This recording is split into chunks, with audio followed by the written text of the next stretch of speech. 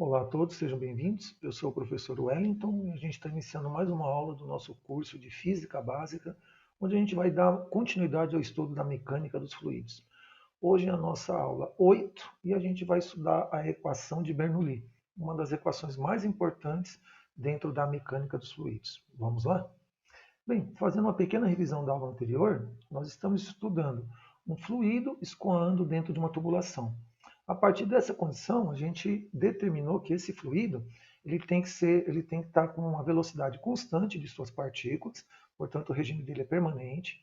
As partículas não podem girar, portanto o movimento é irrotacional, e esse escoamento é um escoamento suave, ou seja, calmo, portanto o escoamento é do tipo laminar.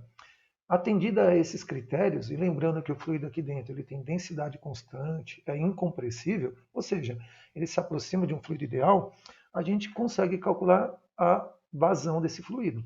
Existem dois tipos de vazão, um é a vazão mássica, que é a massa, a quantidade de massa do fluido, uma certa quantidade de tempo, passando por essa seção dessa tubulação, isso é medido em quilograma por segundo, e temos também a vazão volumétrica, que é a quantidade de volume do fluido que atravessa essa seção num certo tempo.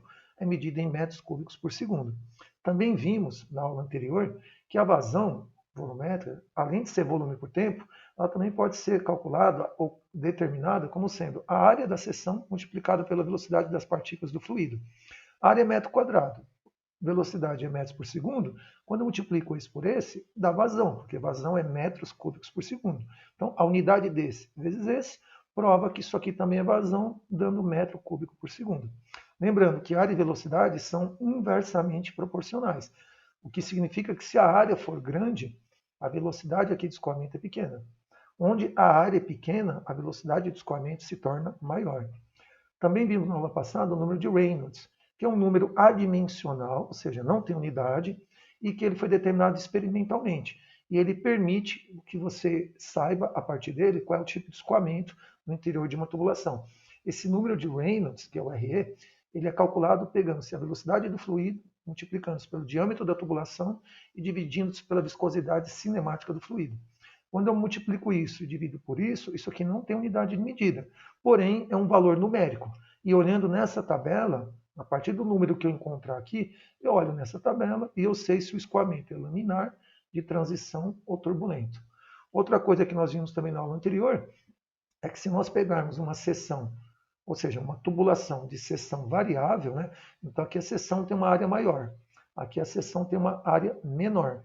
Nós conseguimos, pela equação da continuidade, né, conseguimos determinar a relação entre área e velocidade nessa seção, a área e velocidade nessa seção.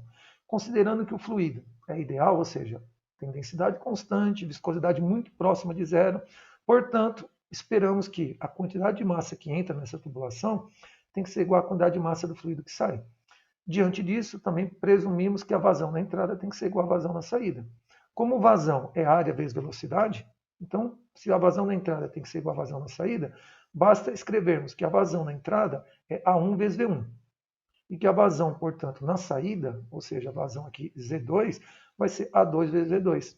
Essa é a chamada equação da continuidade, e ela atende exatamente essas condições. Lembrando que aqui, quando a área é grande, a velocidade é pequena, quando a área aqui é pequena, a velocidade se torna grande. A partir dessas ferramentas, a gente consegue agora dar continuidade ao estudo da equação de Bernoulli, que é uma das equações fundamentais que nós temos na mecânica dos fluidos, porque ela sintetiza tanto a parte da estática dos fluidos quanto a dinâmica dos fluidos. Bem, o que seria a equação de Bernoulli? É uma equação que ela está apoiada na lei de conservação da energia mecânica. Considerando que o fluido é ideal, que a viscosidade dele é praticamente zero, isso significa que no interior do fluido nós não vamos ter atritos internos. Consequentemente, não teremos dissipação de energia.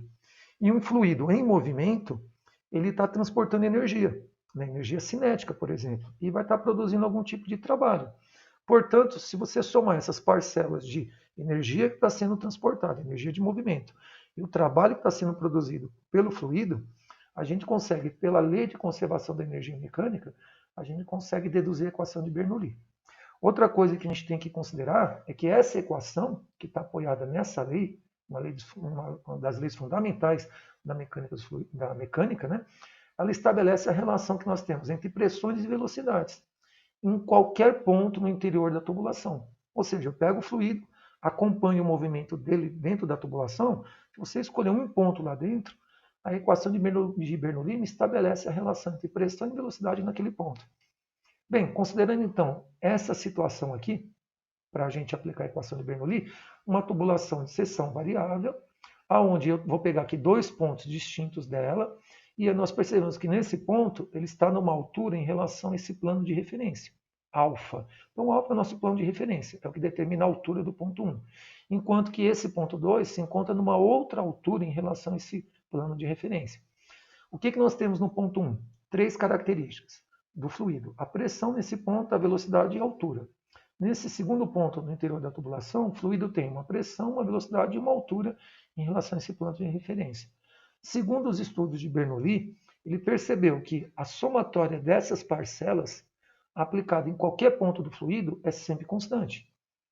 Portanto, o que seria o P? É a pressão que eu tenho aqui nesse ponto. ρGH é a pressão devido à altura da coluna que eu tenho aqui de fluido. E ρV quadrado sobre 2 é uma pressão dinâmica, uma pressão associada ao movimento do fluido. Fazendo-se a soma dessas três parcelas, isso é igual em qualquer ponto do fluido. Então, o que nós podemos fazer?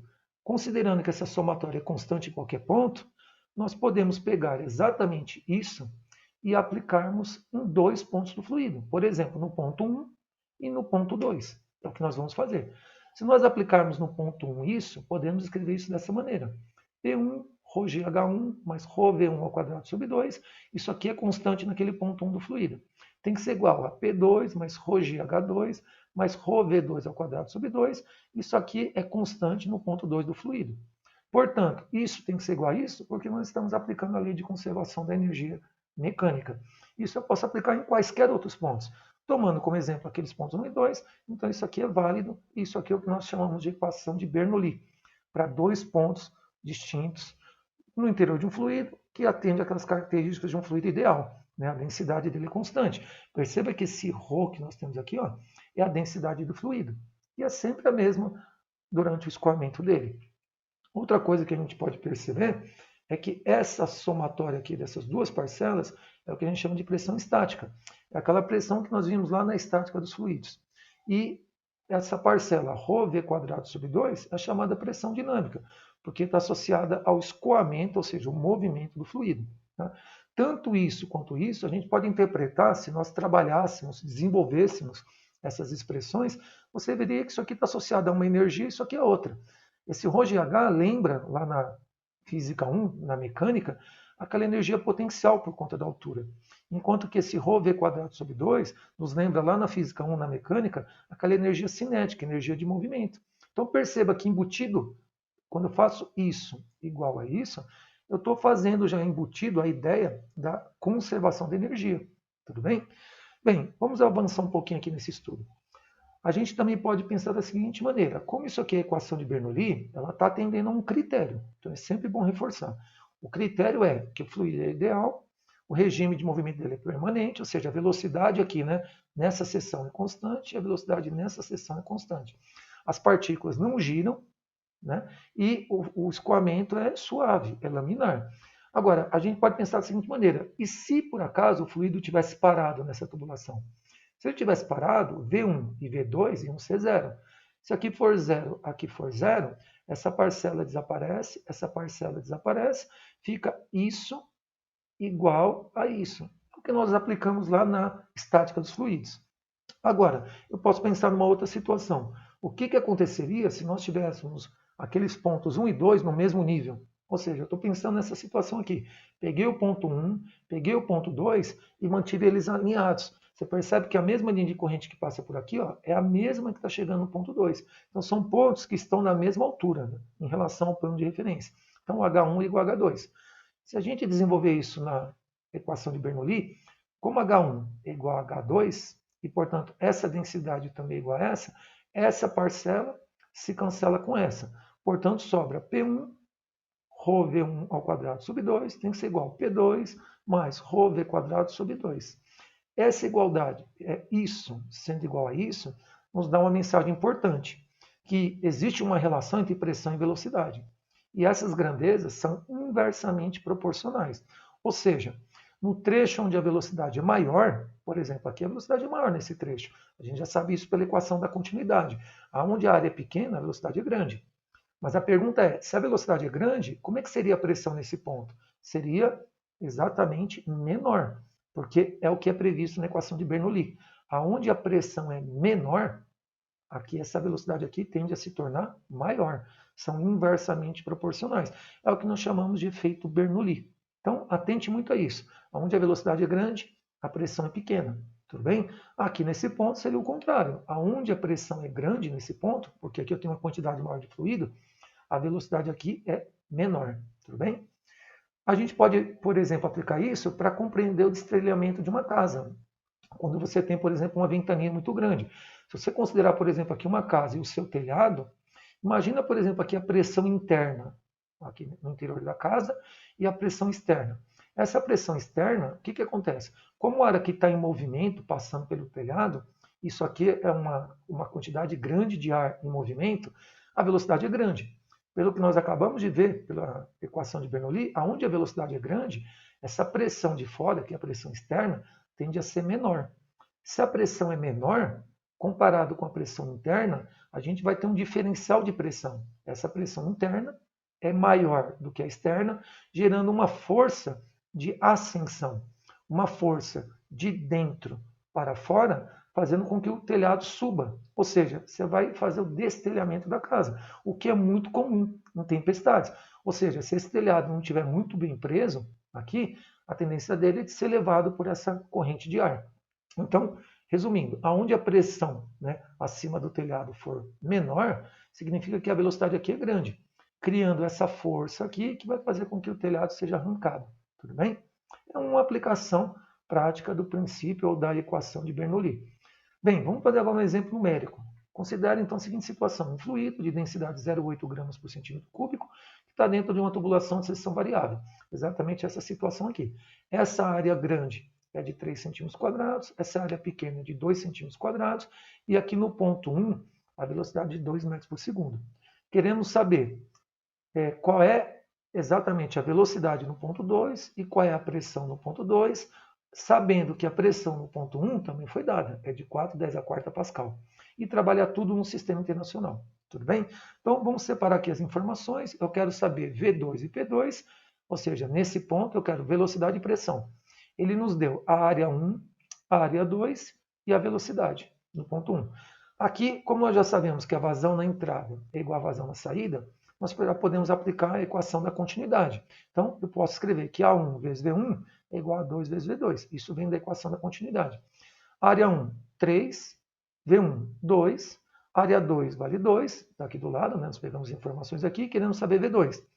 Esse 2 cancela com esse 2, portanto, sobra automaticamente que V2 é igual a 3. V2 é igual a 3, 3 metros por segundo.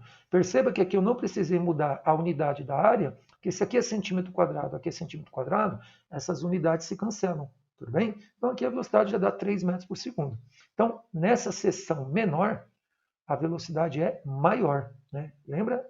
Essa é uma das ideias da equação da continuidade. Bem, desenvolvendo agora as outras informações do problema, a densidade é 0,8 gramas por centímetro cúbico. A gente multiplica por 1.000 para converter para quilograma metro cúbico. Então, 0,8 vezes 1.000 dá 800 kg metro cúbico. V1 nós já temos, 2 metros por segundo.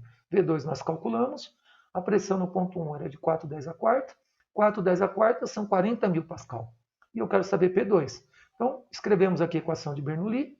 Lembrando que, quando aplicamos a equação de Bernoulli, a altura do ponto 1 é igual à altura do ponto 2. É só observar na figura. Então, essa parcela cancela com essa. Então, sobrou P1, ρ V1 ao quadrado sobre 2, igual. Essa parcela cancelou, sobrou, portanto, P2, ρ V2 ao quadrado sobre 2. A pressão no ponto 1 nós temos, densidade nós temos, V1 nós temos. Densidade temos, V2 nós temos, portanto, vai sobrar aqui como variável para calcular P2. P1, 40.000, densidade 800, velocidade no ponto 1, 2 ao quadrado sobre 2. P2 é a pergunta, a densidade 800, velocidade no ponto 2, 3, é o que nós calculamos no item anterior, não pode esquecer que é o quadrado dividido por 2.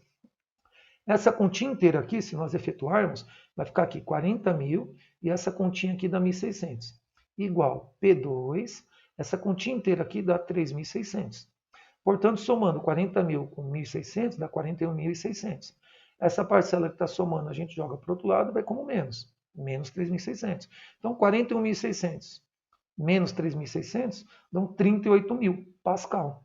Se você quiser em notação científica, anda aqui com a vírgula, né? 1, 2, 3, 4 casas, vai dar 3,810 a quarta Pascal. Então, no ponto 2, onde a velocidade é mais alta, a pressão é menor, como previsto pela equação de Bernoulli.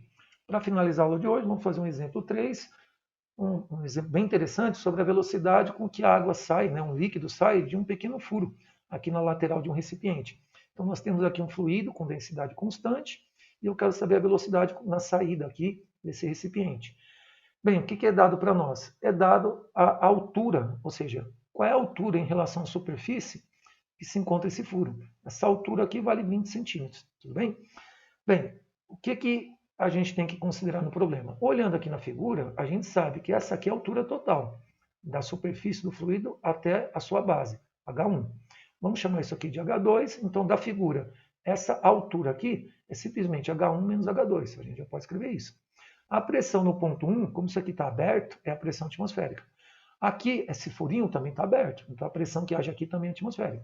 Então a pressão no ponto 1 e no ponto 2 são a pressão atmosférica. A velocidade no ponto 1, como essa área é muito grande, a velocidade aqui é muito pequena com que esse ponto vai descendo. Então a gente vai considerar para fins de aproximação que a velocidade lá em cima é zero. E, portanto, vamos chamar aqui a velocidade aqui na saída, esse V2, aqui no ponto 2, simplesmente de V. A partir dessas considerações, o que a gente pode fazer? Aplicar a equação de Bernoulli. Então, vamos aplicar a equação de Bernoulli no ponto 1 e vamos aplicar a equação de Bernoulli no ponto 2. Aquilo que nós fizemos anteriormente. Tudo bem? Então, desenvolvendo isso, está aqui, a equação de Bernoulli. O que a gente pode fazer? Substituindo, pressão no ponto 1 é pressão atmosférica, pressão no ponto 2 pressão atmosférica. Então, essa parcela cancela com essa. A velocidade no ponto 1, zero, porque a área é muito grande, então aquele ponto vai descendo com velocidade muito pequena. E eu quero saber V2. Desenvolvendo isso e simplificando, essa pressão cancela com essa. Como aqui é zero, esse termo desaparece, vai sobrar só ρgH1, que é o que está aqui. Aqui desse lado vai sobrar essas duas parcelas, como reproduzir aqui de novo. Quando a gente olha isso, eu posso pegar esse termo aqui e passar para o outro lado, subtraindo. Como aqui é ρg, dá para a gente colocar em evidência. Então, coloco o ρg em evidência, vai ficar H1 menos H2, como você está vendo aqui. E o que é H1 menos H2? Lá na figura, H1 menos H2 é aquela altura que me dá em que ponto que o furinho se encontra em relação à superfície. Então, H1 menos H2 é H. Bem, como é que eu tenho ρ de um lado, eu tenho ρ do outro, dá para a gente cancelar a densidade. Percebe que não foi dada a densidade do líquido, porque não é necessária, tá? Então, porque a densidade aqui se cancela. Sobra GH igual V ao quadrado sobre 2. Passamos o 2 para o outro lado multiplicando, vai ficar 2GH, e esse quadrado vai para o outro lado como raiz. Então, essa aqui é a velocidade na saída do furo. É exatamente a mesma equação que você tem quando o corpo está caindo de uma certa altura. É a equação de Torricelli que a gente vê lá em Física 1. É como se você imaginasse que uma gotinha do líquido sai da superfície e está caindo de uma altura, saindo por aquele furo. A altura aqui era de 20 centímetros, que é 0,2 metros. A gravidade é 10, então vai ficar 2 vezes a gravidade, que é 10, vezes a altura, que é 0,2. Isso aqui tudo vai dar 4, e raiz de 4 vai dar 2 metros por segundo. Então, a velocidade com que o líquido sai através daquele furinho é de 2 metros por segundo. É como se fosse uma queda livre, né? Uma gotinha estivesse saindo por aquele furinho, como se fosse uma pequena queda. Bem, pessoal, essa foi a nossa aula 7, nossa aula 8, né? Foi a continuação da nossa aula 7, onde a gente estudou a equação de Bernoulli. Espero que vocês tenham gostado e a gente se encontra nas próximas aulas. Até breve.